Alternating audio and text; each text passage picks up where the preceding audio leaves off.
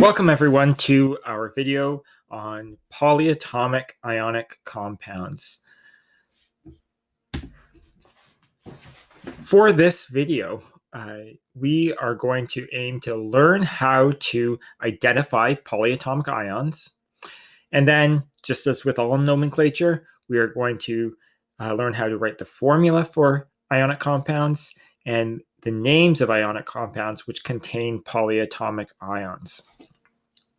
Now, just with the previous nomenclature video, this video is meant to be used in conjunction with the worksheet and nomenclature notes that you have.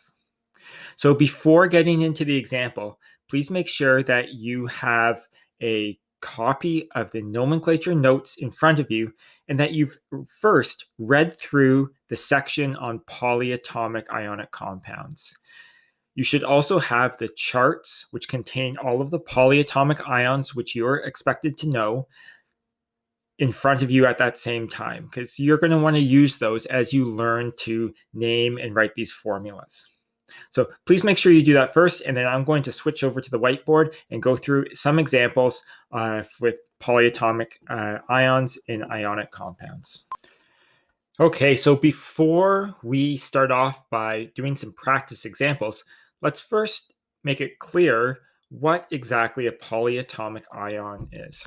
So recall that an ion is simply a charged atom, an atom that has gained or lost electrons.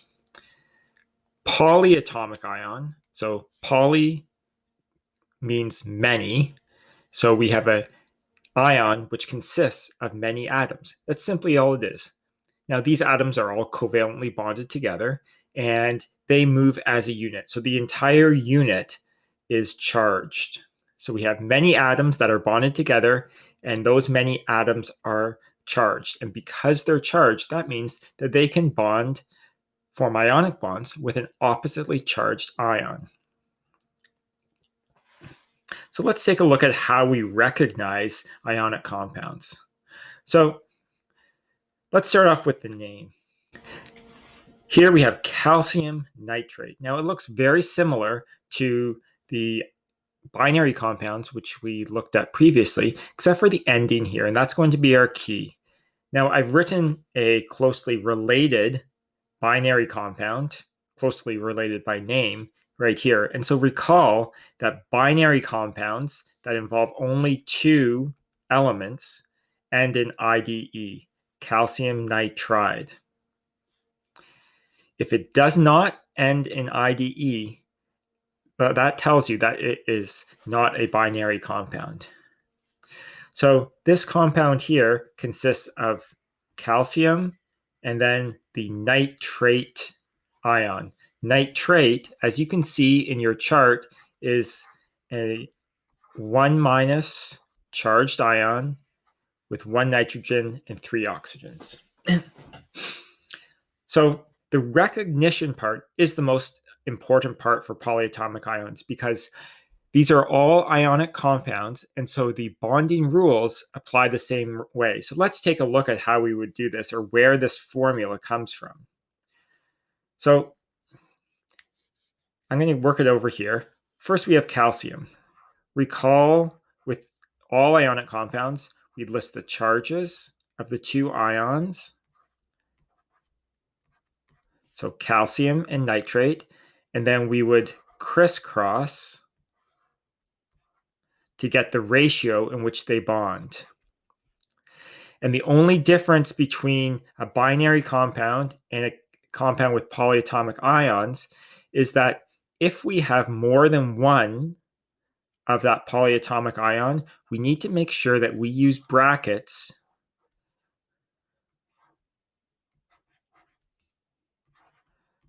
around the entire ion because the ratio applies to this entire unit. It always stays together. But you can see that everything else was the same. We write the charges, we crisscross, and then we write the formula, and the crisscross gave us the ratio. The only difference is we ensure that there's a bracket around the polyatomic ion if there is more than one. So as you're starting off with these, have that chart in front of you so you can refer to it to help you with the recognition, and then you just need to practice using that chart less and less. Let's start off by going in the direction from formula to name. So when I look at a compound here, I see that there are more than two elements. So that tells me it is not a binary compound.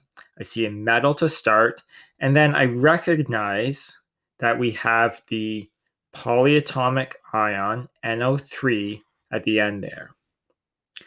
Now, you only recognize that through experience. You can't just quickly memorize that table and think you're going to notice that every time. So you need to see lots of big examples. And as we start, I would recommend having that table in front of you so that you can refer to it. And then gradually, as you do more and more examples, try to use the table less and less. The ratio makes sense in that sodium is always a 1+ ion and the nitrate is 1-, and we name it very similar to how we named binary compounds by writing the name of the metal and then the name of the ion. In this case, nitrate. Polyatomic ions are sometimes difficult to recognize when there are no brackets. So here we have two good examples of that.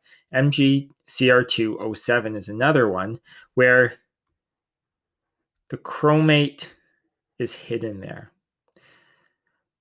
As we do nomenclature, start to look for patterns. Oh, the metal, then a polyatomic ion. So the metal is 2+.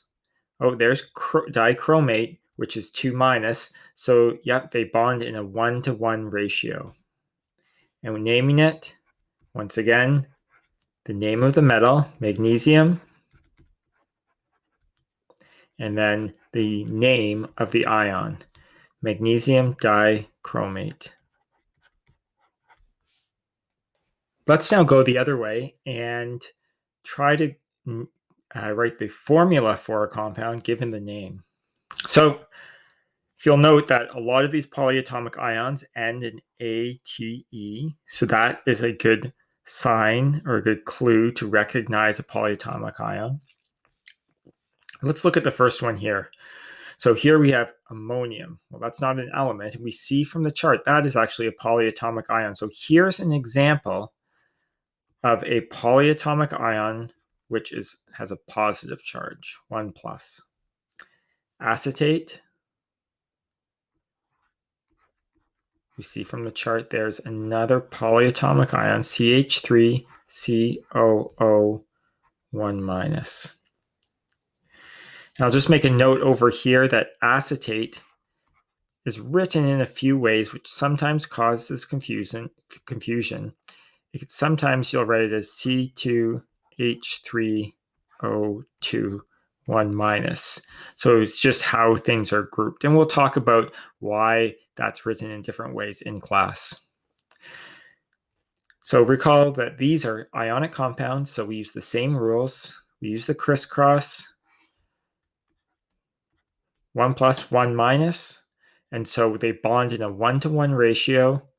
And so we'll write that as NH4CH3COO.